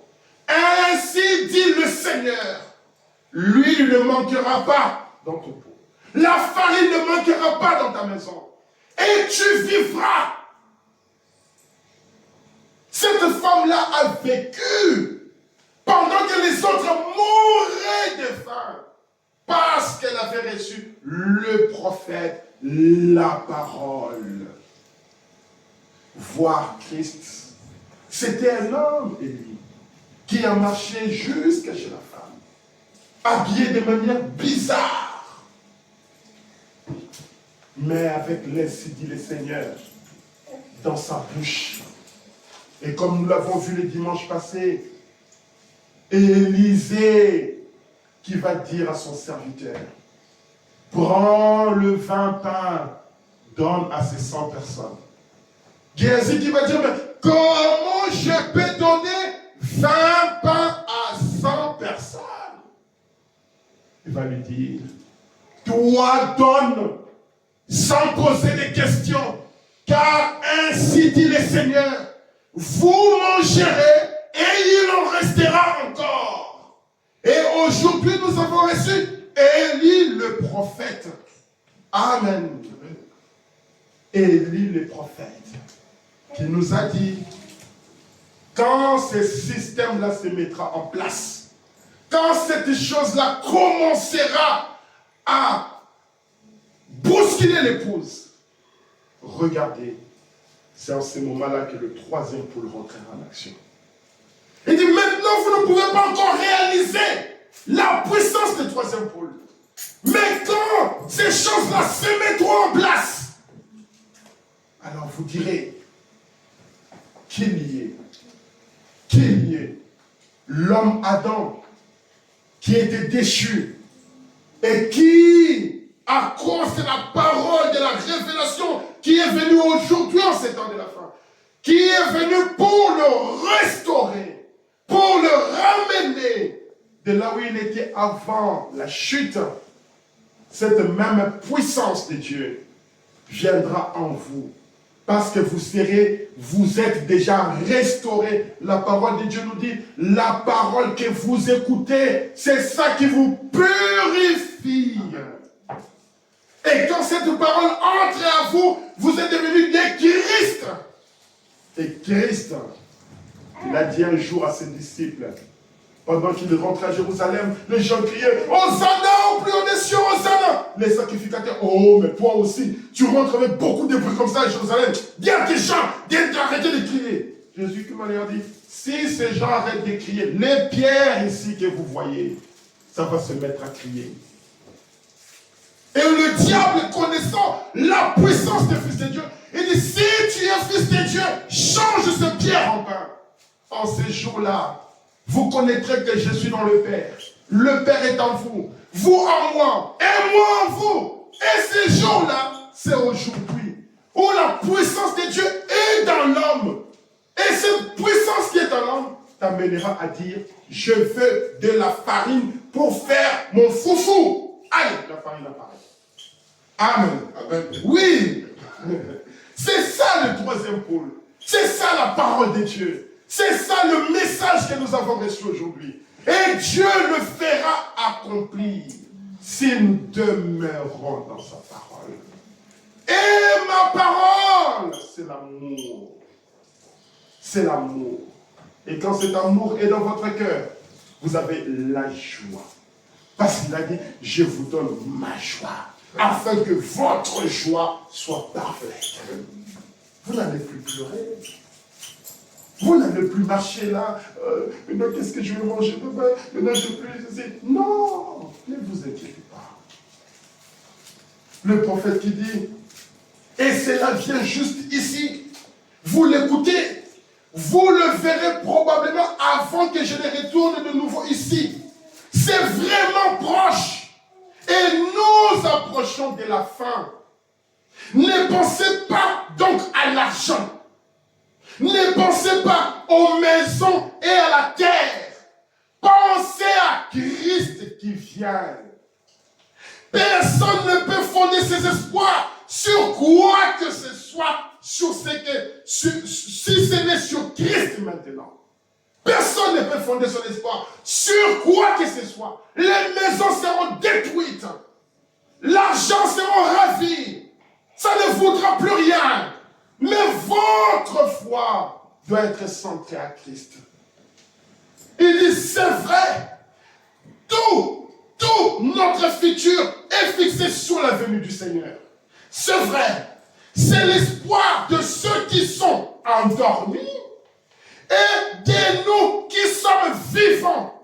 Amen. C'est l'espoir de ceux qui sont endormis et c'est l'espoir de nous qui sommes vivants. Qui? Christ. La parole. Voir Christ. Aujourd'hui, nous devons voir le Christ. Nous devons le voir. Nous devons voir un homme qui marche sans guitare. Il porte beaucoup de fruits. Le fruit de l'humilité, le fruit d'amour, le fruit de simplicité, le fruit de la gentillesse. On voit que c'est quelqu'un qui est heureux. Que ma joie soit en vous, afin que votre joie en vous soit parfaite. Amen. C'est ça ce qu'il nous faut. Dans ce message, la persévérance. Paul dit, j'ai pensé à la persévérance du verset 62, paragraphe 12. Paul dit, je pensais il y a quelques instants, pendant que j'étais assis dans la chambre de mon hôtel, je disais, Seigneur, que dois-je dire cet après-midi à tes enfants? Car j'aurais les rachetés par ton sang pendant 45 minutes ou 1 heure peut-être cet après-midi. Comme vous êtes assis là, les rachetés du Seigneur. Il dit, les élus, les enfants de Dieu, en séjour ici dans cette grande ville et dans les alentours, les pèlerins et les étrangers dans ces mondes. Il n'y a ici aucun endroit qu'ils peuvent en fait appeler chez eux. Mais chez eux, c'est au-delà et ils sont des pèlerins. Et je ne veux pas venir avec légèreté. Comme dit, je ne peux pas venir avec légèreté leur dire quelque chose qui les offenserait. Je ne peux pas venir à la chair, amener les gens à venir écouter la parole. Les gens viennent écouter la parole et je commence à dire n'importe quoi pour vous offenser. Non. Il dit, il me faut dire quelque chose qui les aiderait. Quelque chose qui va vous aider. Je ne viens pas à l'église juste pour être vu ou être entendu. Je viens pour essayer d'aider ces gens. Essayer de faire quelque chose pour eux. De sorte qu'ils ne quittent pas l'église en disant, eh bien, je me suis assis là en vain cet après-midi. Je sais qu'à la fin de cette réunion, que vous ne puissiez pas dire, ah, je me suis déplacé pour rien. Il a dit n'importe quoi, ces messieurs-là. Je n'ai rien appris. Je n'ai pas eu la visitation de l'esprit. Donc j'aime rester dans la parole car l'esprit évolue avec la parole. Et j'ai lu sa parole et j'ai parlé de sa parole. Voilà pourquoi je suis là. Non pas pour dire juste des blagues, non pas pour vous dire quelque chose qui, juste pour passer le temps, vous faire rigoler, mais quelque chose qui vous aidera à rentrer dans l'esprit de Dieu. Quelque chose qui va vous aider à marcher avec la parole, à s'attacher à la parole, surtout en ces temps de la fin où le départ est imminent. Alors je me suis mis à penser à la persévérance. Et je me suis dit, oui, beaucoup d'hommes sont persévérants. Avant de devenir persévérant, il vous faut avoir foi dans ce que vous cherchez à réaliser. Avant de devenir persévérant, avant de faire quelque chose avec beaucoup de force en soi, beaucoup de persévérance, vous devez avoir foi dans ce que vous êtes en train de faire. Vous devez avoir foi dans ce que vous voulez, vous cherchez à réaliser. Vous devez premièrement avoir foi avant de devenir persévérant. Je veux devenir médecin, mais je ne deviendrai pas médecin du jour au lendemain. Cela me demandera des sacrifices. Peut-être un week-end, pendant que les autres sont dans la fête, en train de manger, moi je dois aller à la bibliothèque pour lire. Pendant que les autres sont quelque part en train de faire le sport, moi il me faut aller préparer mes examens. Ça demande le sacrifice. Et vous ne pouvez pas non plus espérer aller au ciel si vous n'êtes pas persévérant. Vous ne pouvez pas non plus aller au ciel si, comme le prophète a dit, c'est un choix que vous devez faire de suivre Christ pour la vie éternelle par le moyen de la nouvelle naissance. Moi, jeune, je sais que ma vie ne correspond pas encore à la parole. Je ne suis pas encore arrivé. Qu'est-ce que je fais? Je dois prendre l'engagement de suivre Christ partout, partout, partout. Regarde ce que la Bible dit dans 2 Timothée 3, là où nous avons lu, au verset 14. Il dit, toi, demeure dans les choses que tu as apprises. Demeure dans les choses que tu as écoutées, que tu as appris et reconnues certaines, sachant de qui tu les as apprises. Je vois parfois beaucoup de chrétiens qui sortent de l'Afrique. Vous allez voir un homme qui vient d'une certaine église en Afrique, il aura un certain comportement. Vous allez voir aussi un autre qui va sortir d'une autre église aussi, il aura aussi un certain comportement. Tout dépend de ce que cet homme a eu quand il était depuis petit. Depuis qu'il était jeune. La nourriture, les aliments qu'il a mangés depuis qu'il était un enfant, c'est ça qui détermine ce qu'il sera grand. Souvent on dit, nos enfants africains là, et quand ils sont petits, ils sont déjà costauds. Mais il faut donner quoi à vos enfants? Je ne sais pas si c'était là, si c'était qui.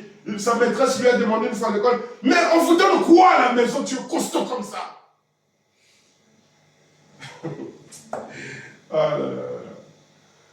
Vous voyez, la nourriture, c'est que vous apprenez depuis votre enfance. Il dit, toi, demeure dans les choses que tu as apprises et reconnues certaines, sachant de qui tu les as apprises. Dès ton enfance, tu connais les saintes lettres. Dès ton enfance, tu connais les saintes écritures. Depuis que tu es bébé, on t'enseigne la parole.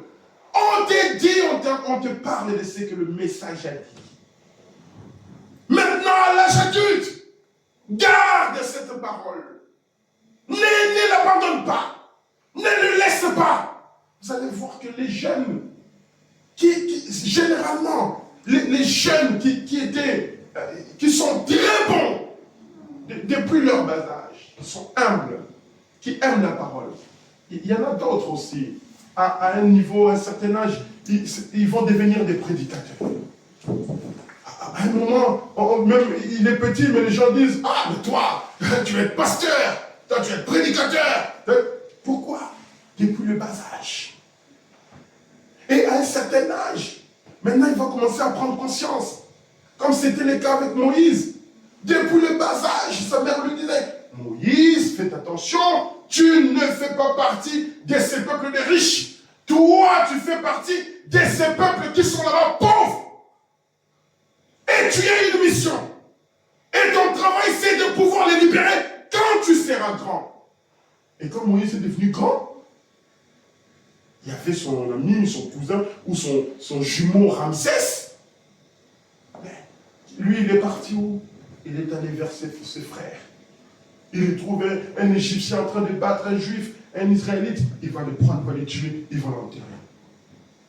Mais pourquoi il a fait ça? Parce que dès son bas âge, depuis qu'il était enfant, il avait été enseigné que toi, tu es un libérateur. Toi, tu as une grande mission. Ton travail, ce n'est pas de rester ici. Ton travail, c'est là-bas. La Bible dit, il dit, demeure dans les choses que tu as apprises et reconnues, certaines. Les choses qui sont vraies. Qui sont fondées. Dès ton enfance, tu connais les saintes lettres qui peuvent te rendre sage à salut par la foi en Jésus-Christ. La parole de Dieu qui peut te rendre sage pour que tu puisses recevoir le salut en Jésus-Christ.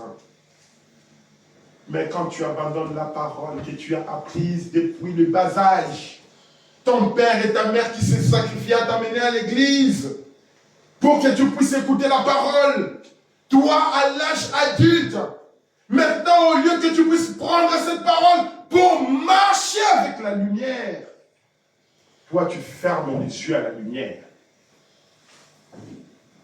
Toute écriture est inspirée de Dieu et utile pour enseigner, pour convaincre. Pour convaincre. Quand tu es dans un état où tu ne comprends pas les choses, tu vis mal, tu vis dans le péché, ton frère te dit, mon ami, viens écouter la parole. Il faut qu'on puisse te convaincre à venir. Il y a un frère là, qui venait à l'église. À un moment, il a disparu. Il est allé habiter dans un coin quelque part. Il a fait plusieurs années et puis il est apparu. Ah, bon, moi je voulais. Ah, ok. Et après, il est encore disparu. Quand il a disparu, un jour, je vois quelqu'un qui met sur les réseaux. Oh toi frère, tu as fait. Et je l'appelle. Il ne veut pas répondre. Je lui envoie des messages. Il ne veut pas répondre. Voyez les gens, quand ils arrivent à un état où ils ont rétrogradé, ils ne veulent plus entrer en contact avec les frères. Ils ne veulent plus être persuadés. Mais avec l'amour de Dieu, je vais continuer à les suivre. Je vais continuer à l'appeler.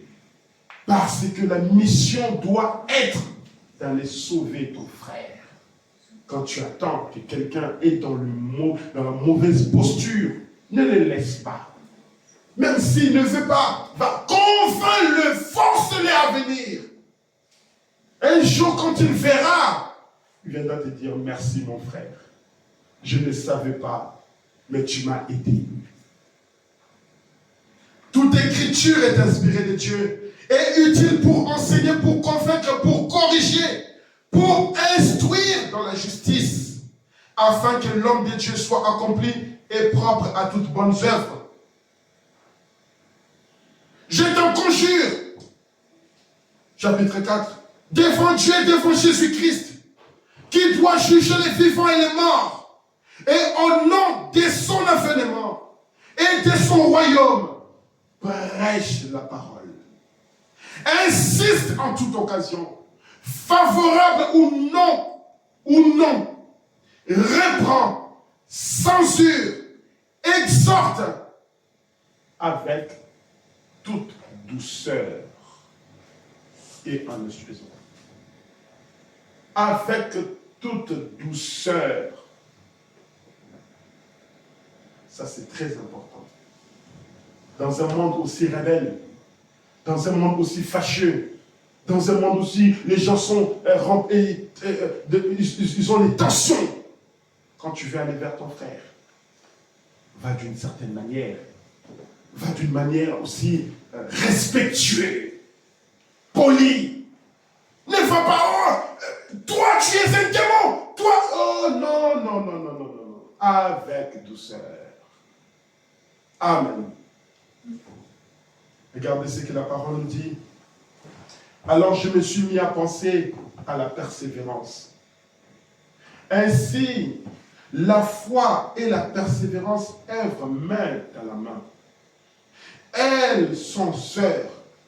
Vous devez croire, sinon vous n'aurez pas confiance. Vous devez croire, sinon vous n'aurez pas confiance. Dans l'âge dans lequel nous vivons, nous devons nous entraider. Nous devons nous supporter. Nous devons nous aimer. C'est dans cela que vous deviendrez mes disciples. Si vous avez l'amour les uns pour les autres. S'il n'y a pas cet amour-là, l'église de Jésus-Christ n'existera plus. Vous avez déjà vu que le diable a fait un grand travail. Aujourd'hui, l'église du message est devenue comme l'église pentecôtiste. L'église du message est devenue comme l'église pentecôtiste. Mais le prophète nous avait dit, ce message ne deviendra jamais une dénomination. Ça veut dire que si quelqu'un veut que son église devienne comme l'église pentecôtiste, qu'il fasse ce qu'il veut. Mais la vraie parole ne deviendra jamais une dénomination. Et il y aura toujours quelqu'un qui se tiendra correctement à la parole, totalement à la parole, entièrement à la parole. Même s'il reste seul, il restera avec la parole. Amen. La parole peut crier. Et l'autre était resté seul à Sodome et Gomorrhe. Les autres ne l'ont pas cru. Les autres ne l'ont pas suivi. Quand les anges sont venus, lui ont dit, va appeler ta famille, va appeler tout le monde qui vient dans ta maison. Ils auront la protection. Il est parti, mes amis, la famille, mes belles-sœurs, mes frères. Venez, ma famille, venez, le monde va être détruit. Personne ne lui a écouté. Même sa propre femme est restée dans la rue. Mais l'autre a été sauvé avec ses deux filles. À un moment donné, les gens ne nous écouteront plus jamais. Et si les gens n'écoutent pas, ne forcez pas. Laissez. Voilà, on continue. Vous ne saurez pas si vous êtes dans le vrai ou pas. Mais lorsque vous atteignez le niveau où vous avez foi dans ce que vous essayez d'accomplir, alors vous pouvez devenir persévérant. Amen.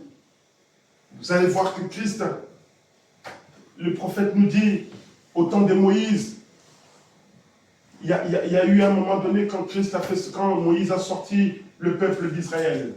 Ils sont arrivés dans le désert. Le peuple là, ils avaient commis des péchés. Ils avaient commis le mal. Et Dieu va faire quoi? Il va dire à Moïse, prends un serpent d'airain et accroche-le là.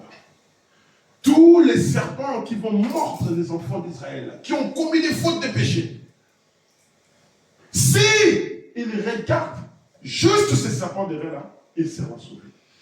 Ils ne mourront pas. Mais s'ils ne regardent pas, ils vont mourir. Vous devez avoir foi dans ce que vous faites. Vous devez savoir à quoi vous regardez. Voir Christ. Christ, il est la parole. Et regardez à lui seul. Paul dit dans le message sur ta parole Seigneur, de 5 mars 48, il dit, mais Dieu a dit à Moïse de faire un serpent. Pourquoi a-t-il fait cela? Pourquoi? Pour que les gens aient quelque chose auquel regarder. Dieu a dit à Moïse, fais le serpent de rein pour que les gens aient quelque chose auquel regarder. Et aujourd'hui, nous voulons regarder, nous voulons voir Christ. Eh bien, c'est simplement humain. C'est simplement humain pour quelqu'un de regarder à quelque chose. L'œil naturel doit voir quelque chose. Lorsque nous étions au pays, à un moment donné, à l'époque, nous étions des jeunes. Et on aimait trop la bagarre, comme les enfants, ils aiment trop la bagarre. Et il y avait un ami à mon frère qui est parti, il est allé voir, je ne sais pas, les féticheurs, mais nous savons que ce sont des trucs fondés. Et on lui a donné comment on dit, le fétiche des robots. Alors, quand il voulait se battre, alors il fait comme ça. Il se concentre, il fait ses incantations, tout ça. Il devient fort. Et tout le monde avait peur de lui. Et dès qu'il voyait, il devenait, il faisait ce qu'il-là. Tout le monde avait peur de lui. Vous voyez? Donc il devait aller chez un féticheur. Le féticheur devait lui donner quelque chose pour qu'il puisse se présenter afin que les autres puissent avoir peur de lui. Amen. Il dit, eh bien, le serpent n'était pas un guérisseur. Mais Dieu avait mis son don de guérison sur ce serpent. Le croyez-vous? Il l'avait. Et maintenant, si quelqu'un avait regardé, le cours ne croirait pas. Si quelqu'un avait regardé, le cours ne croirait pas. Tu ne peux pas juste croire comme ça. Mais quelqu'un regardait et croyait. Et quand il le faisait, la morsure du serpent était guérie.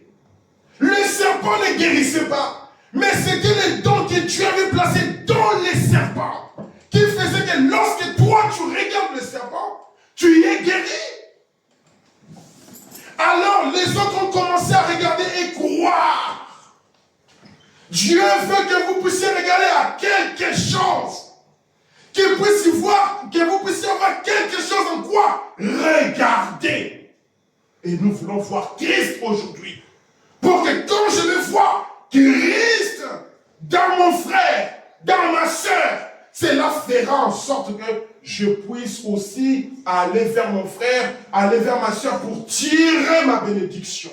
Parce que Christ, c'est la source de toute bénédiction. Amen. Il dit, alors les autres ont commencé à regarder et croire. Et ils savaient alors que Dieu témoignait à travers ces serpents.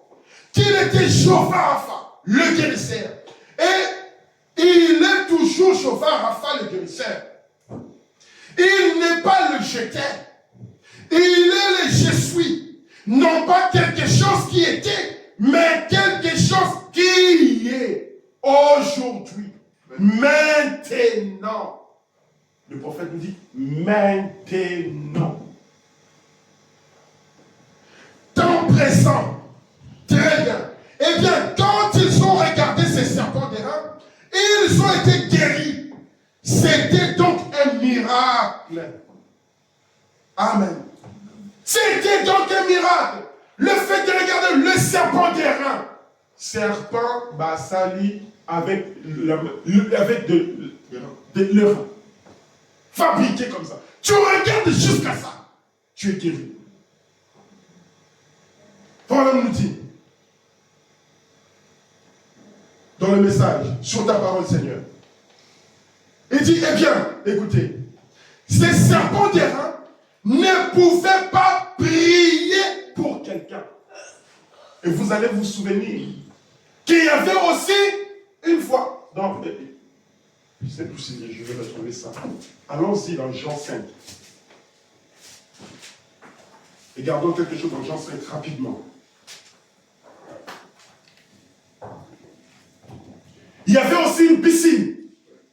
Il n'y avait pas que serpent d'airain. À un moment donné, il y avait aussi une piscine. Dieu a utilisé une piscine pour que si quelqu'un rentre dans la piscine, il était aussi guéri. Jean 5, commençons au verset 1er. Après cela, il y eut une fête des Juifs. Et Jésus monta à Jérusalem. Or, à Jérusalem, près de la porte des brebis, il y avait une piscine qui s'appelait en hébreu Bethesda. Bethesda.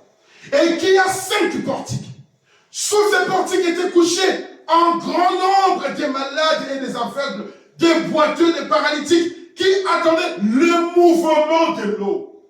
Le mouvement. Les gens assis là, malades, ils observaient le mouvement de l'eau. Dieu veut que vous puissiez regarder à quelque chose. Il dit, car un ange descendait de temps en temps dans la piscine et agitait l'eau.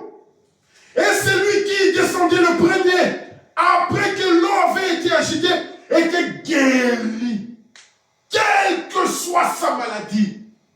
Amen. Amen. Quelle que soit sa maladie, Dieu nous a envoyé un serpent d'airain à qui vous pouvez regarder et être guéri. Dieu nous a envoyé une piscine à qui je peux juste me jeter une fois qu'il y a eu agitation pour avoir la guérison. Si Dieu peut faire avec un serpent d'airain, si Dieu peut faire avec une piscine, qu'est-ce qu'il ne peut pas faire avec l'homme? Maintenant, regardez. Là, s'est trouvé un homme malade depuis 38 ans. Jésus, l'ayant vu coucher, et sachant qu'il était malade depuis longtemps, lui dit, veux-tu être guéri? Ils étaient habitués pendant 38 ans à attendre le mouvement des eaux, à attendre le mouvement de la piscine. Ils observaient. Et donc, ils étaient tellement attentifs parce qu'ils savaient que si je vois, je peux me jeter et être guéri. Donc, le premier qui est rentré était guéri. Maintenant, 38 ans après, il voit un monsieur qui vient. Il dit, veux-tu être guéri? Le malade lui répondit, Seigneur, j'ai des personnes pour me jeter dans la piscine quand l'eau est agitée. Et pendant que j'y vais, un autre descend avant moi. Mais est-ce que c'était ça la question? On lui pose la question, veux-tu être guéri? Lui, il commence à donner plein d'explications. Parce qu'il ne savait pas que la dispensation de la piscine était terminée. La dispensation de la piscine était finie. Il avait eu la grâce de voir l'ange qui descendait de la piscine en train de marcher maintenant. Amen. Il marchait maintenant. Ce n'était plus le mouvement des eaux. C'était un homme qui marche et qui dit, veux-tu être guéri? 38 ans. Est-ce que tu veux maintenant que tes maladies prennent fin aujourd'hui? Il dit, mais je n'ai personne, Seigneur, pour me jeter dans la piscine. Mon ami, ce n'est pas ça la question. La question est, est-ce que tu veux? Et Jésus-Christ va lui dire, lève-toi, lui dit Jésus, prends ton lit et marche. Aussitôt cet homme fut guéri. Il prit son lit et marcha. C'était les jours des sabbats. Les Juifs dirent donc à celui qui avait été guéri, c'est les sabbats. Il n'était pas permis d'emporter ton lit. Ah, mon ami, 38 ans, je suis resté alité ici, là. Vous m'avez pas dit. Et là, quelqu'un vient me guérir. Je n'ai pas demandé. La grâce est venue vers moi. J'ai reçu la grâce. Et toi, tu me dis, c'est le sabbat.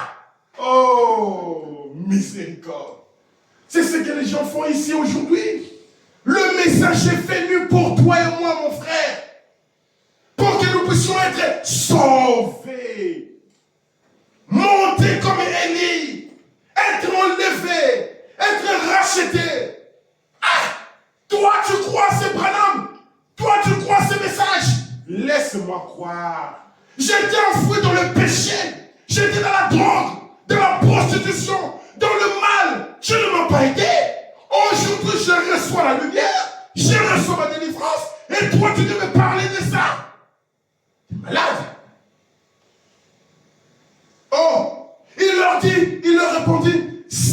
celui qui m'a guéri m'a dit, prends ton lit et marche.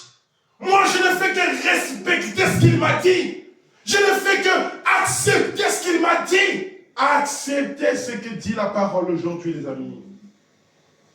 Oh, ils lui demandèrent, qui est l'homme qui t'a dit, prends ton lit et marche? Verset 13. Mais celui qui avait été guéri ne savait pas qui c'était, car Jésus avait disparu de la foule qui était en ces lieux. Et il ne savait même pas qui est cet homme. Il ne le savait pas. Oh, chers frères et sœurs, la grâce est venue à nous. Nous avons entendu tout ce que le prophète nous a dit. Croyons, acceptons ces dons et avançons. Le prophète nous dit, eh bien écoutez, ces serpents d'airain ne pouvaient pas prier pour quelqu'un, n'est-ce pas? Ils ne pouvaient pas imposer les mains à quelqu'un. Cependant, ils ont reconnu Dieu dans ces serpents d'airain. Le don. La piscine ne pouvait pas prier pour quelqu'un, n'est-ce pas? Cependant, Dieu a mis son ange sur cette piscine. Et les gens qui ont reconnu cela, en entrant dedans, étaient guéris. Est-ce vrai? Maintenant, le Dieu des miracles. Il est donc allé de l'avant pour dire que Dieu est descendu et habité en Christ. Dieu a aussi envoyé son don à Pierre, aux apôtres, aussi à Paul. Seulement, se coucher à leur ombre, les gens étaient guéris. Se coucher à l'ombre de Pierre, se coucher à l'ombre de Paul, tu es guéri. Même l'ombre est devenue un moyen pour être guéri. Et c'est juste, ils ont reconnu Dieu, ses miracles.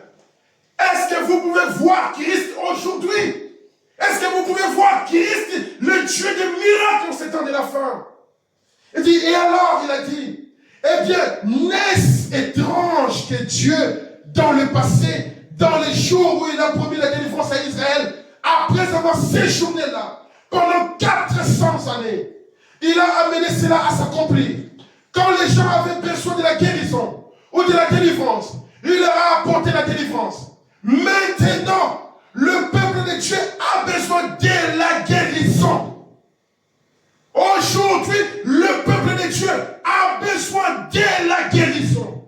Et s'il a fait cela avec Moïse, s'il a fait cela avec le serpent d'airain, s'il a fait cela avec la piscine de Bethesda, s'il a fait cela avec les prophètes et les apôtres, il le fera aujourd'hui.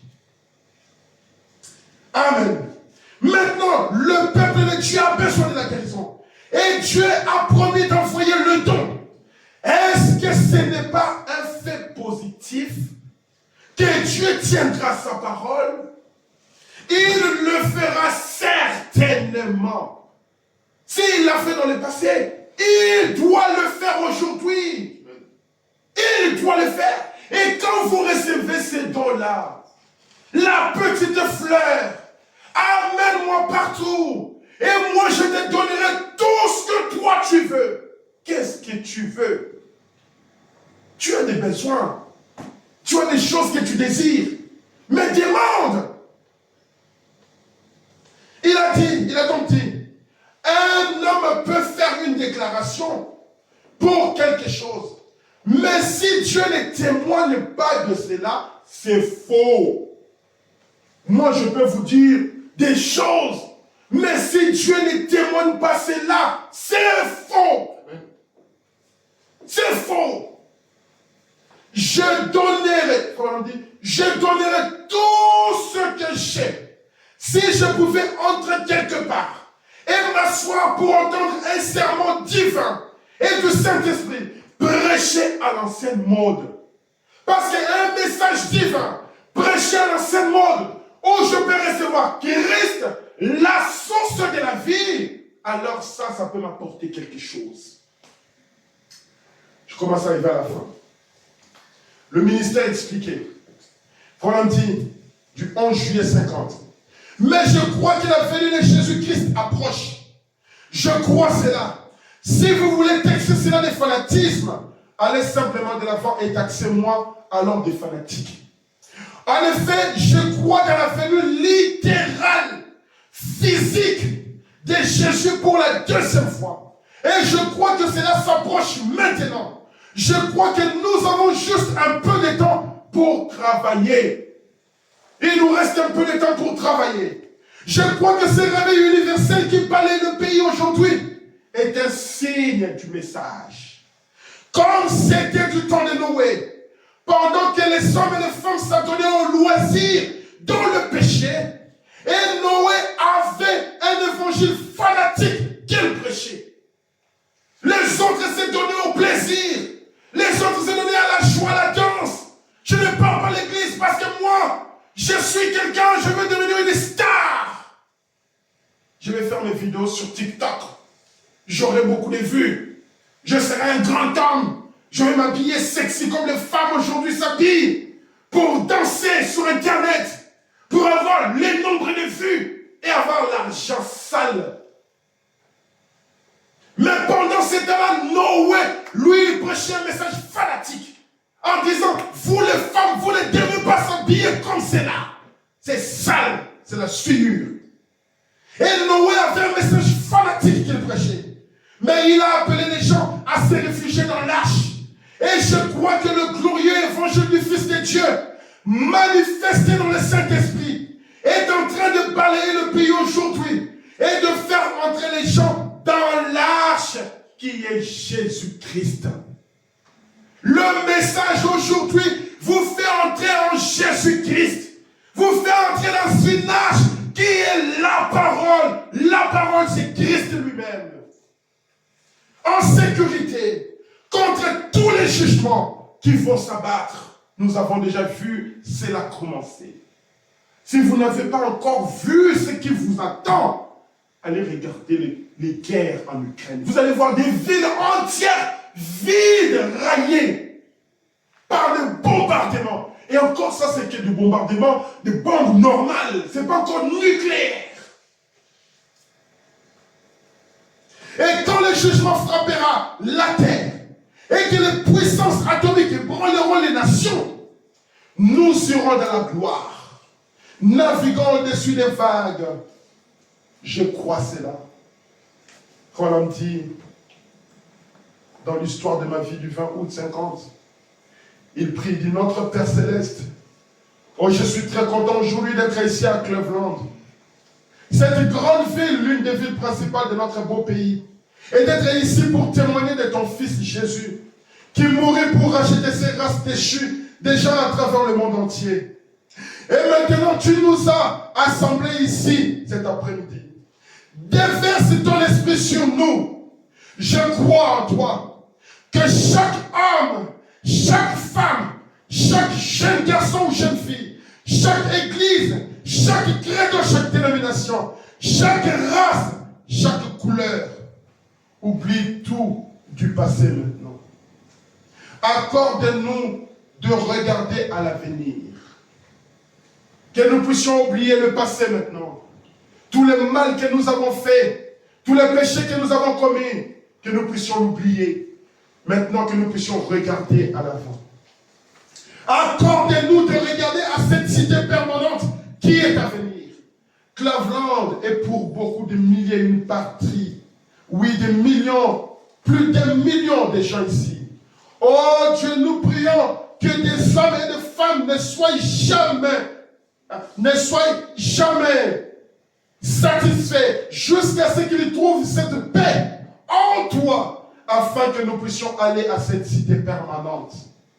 Je vois d'imposantes gratte-ciel dans la ville. Écoutez, je vois d'imposantes gratte-ciel dans la ville. Je vois des beaux bâtiments et des très belles constructions.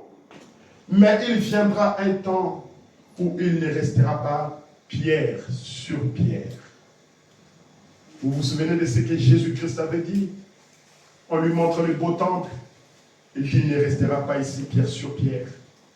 Et le prophète qui est en train de prier comme ça. Nous croyons que ces villes, lors de ces grands et importants conflits à venir, seront secouées sous les puissances atomiques. Et des millions mourront en quelques heures. volant en éclats. Même la terre basculera dans son orbite, sous des secousses, en allant vers le soleil. Et une forte chaleur écorchera les gens, comme le déclarent les Écritures dans le livre de l'Apocalypse. Amen. Amen. Voilà ce que le prophète nous dit. Il ne restera pas pierre sur pierre. Que vaudront nos maisons? Que vaudront tout notre argent? Alors que là, quand la bombe atomique va taper sur la terre, nous allons sortir de l'orbite. La terre va sortir de son orbite. Nous serons où en ce moment-là? Nous devons entrer en Christ maintenant. Christ est la parole. Christ est le message. Est-ce que vous avez compris? Est-ce que vous avez compris? Nous allons nous tenir debout. Ah. Toi, ma portion éternelle, plus qu'un âme ou la vie, pendant mon pèlerinage,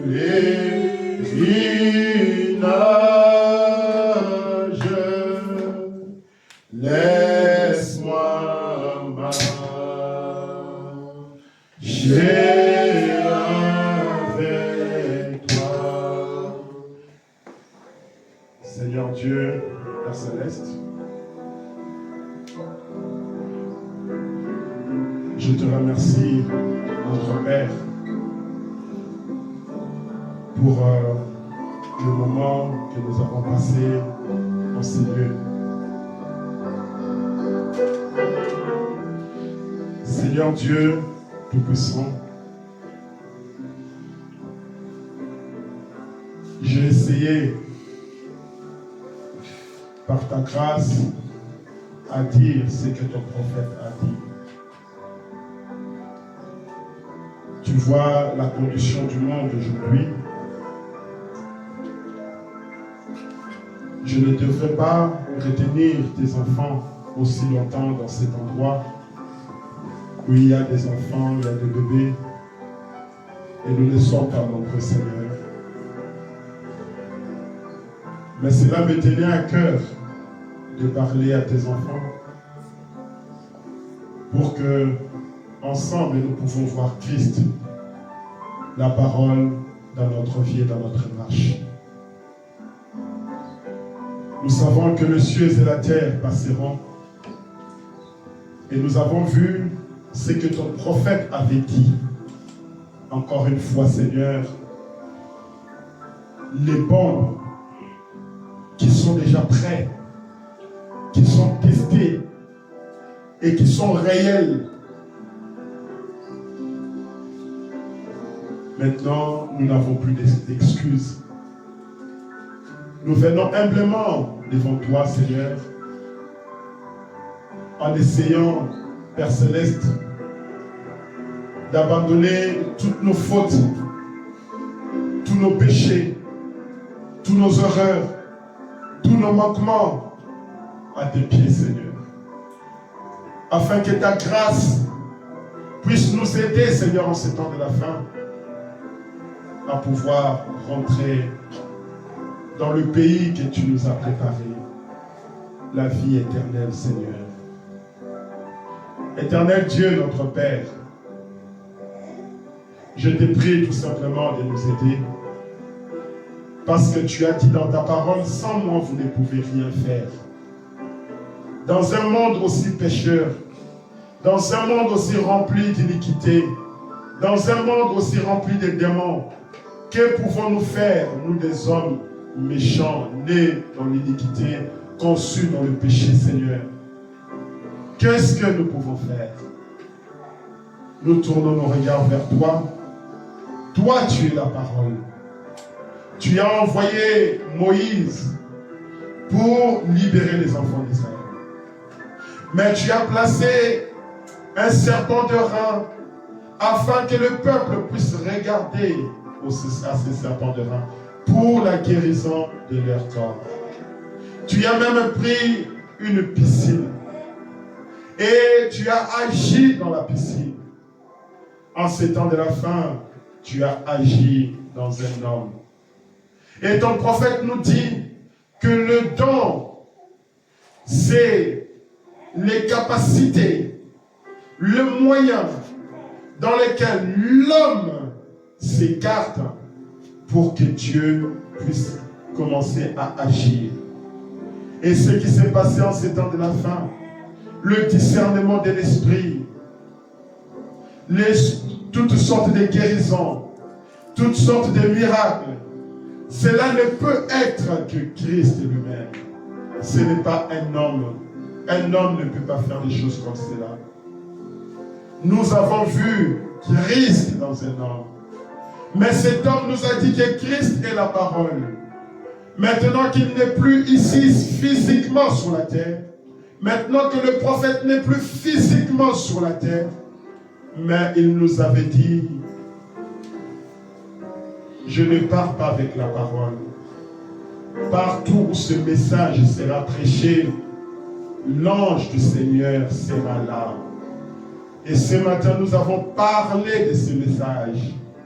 Ainsi, nous croyons que ton ange a été au milieu de nous et il est avec nous. Nous avons fini, Seigneur, notre Père. Je suis désolé d'avoir gardé tes enfants aussi longtemps. Mais Père, notre roi, accorde-nous la grâce. Sauve-nous, Seigneur. Pardonne nos péchés et nos manquements. Je remets mon frère Clédel entre tes mains. Alors que, Seigneur, la semaine prochaine, il va aller commencer une nouvelle mission. Que tu puisses placer la petite fleur dans son âme. Qu'il ne l'oublie pas. Qu'il ne se sépare pas d'elle. Qu'il ne l'abandonne pas. Parce que cette petite fleur, c'est elle qui lui donnera la réussite en toutes choses. C'est cette petite fleur, quand le danger viendra, il ne pourra pas crier maman, il ne pourra pas crier papa. Papa n'est plus là et maman ne sera pas là, mais la petite fleur sera là. Et cette petite fleur, Seigneur, c'est Jésus-Christ. C'est notre Sauveur, c'est notre rocher, c'est l'homme Dieu, c'est le prophète des prophètes, c'est le Jéhovah Jireh, c'est le Jéhovah Rapha, c'est le plus beau entre 10 000, c'est l'étoile brillante du matin, c'est El Shaddai, c'est notre parent rédempteur, c'est le Dieu tout-puissant, Seigneur notre Père. Et nous t'aimons, Seigneur. Rentre avec nous. Je suis épuisé, Seigneur notre Père. Tu sais combien j'ai eu cette grippe qui m'a tellement terrassé. Mais je n'ai pas voulu montrer que j'étais faible, Seigneur. Ainsi, je fais ce énorme sacrifice. Maintenant, Père, notre Dieu, restaure-moi, Seigneur. Donne-moi le courage de continuer le combat. Je suis épuisé, Seigneur. Bénis ton peuple, Seigneur, notre Père. Bénis tes enfants, Seigneur Jésus-Christ. Peu importe où ils sont. Oh Dieu, ceux qui ont rétrogradé, ceux qui se sont éloignés de ta parole, aide le Seigneur notre Père à revenir des 2 pieds dans ce message. Toi, tu es Dieu, tu peux faire des miracles. Tu peux faire cela, Seigneur. Et nous croyons, Père bien-aimé, comme tu as dit dans ta parole, si ma parole demeure en vous, et si mes commandements demeurent en vous, demandez ce que vous voulez. Je demande cela, Seigneur notre Père. Sois miséricordieux envers nous. Nous ne sommes que des pauvres humains, Seigneur. Maintenant, Seigneur Jésus-Christ, nous sommes arrivés à la fin. Accompagne-nous sur le chemin de retour. Garde mon frère Clédel, Seigneur, là où il sera, Seigneur Dieu. Bénis son travail et bénis sa vie, Seigneur Jésus-Christ. Quand il y aura des tentations, quand il y aura des combats, quand il y aura des épreuves, que Seigneur Dieu, notre Père, tu puisses l'aider à les surmonter.